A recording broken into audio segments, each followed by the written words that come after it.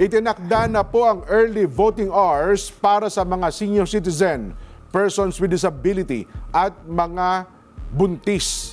Magsisimula ito alas 5 ng umaga hanggang alas 7 ng umaga. O pakinggan niyo po mabuti ha, 5 a.m. to 7 a.m.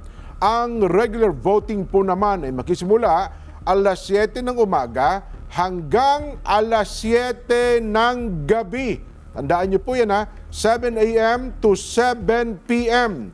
Dati kasi last elections na ay 4 ata, ito 5 p.m. lang. Alas 5. Yan. So hanggang alas 7 po ng gabi.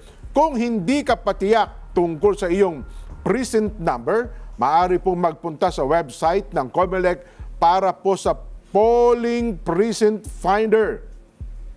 Hihingin lamang ang iyong pangalan, birthday, at place of registration. Dapat po tama yung sagot ninyo ha, kung ano yung sinulat nyo doon sa COMELEC. Baka mamaya hanap kayo ng hanap, iba pala yung nilagay nyo yung pangalan, iba pala yung petsa. Tandaan nyo po ha, doon sa ating mga kababayan. Tapos pag pinindot mo, no record found talaga yan sapagkat mali yung inilagay mong impormasyon. Tsakin nyo pong tama. Ayan. COMELEC Precinct Finder. Ayan.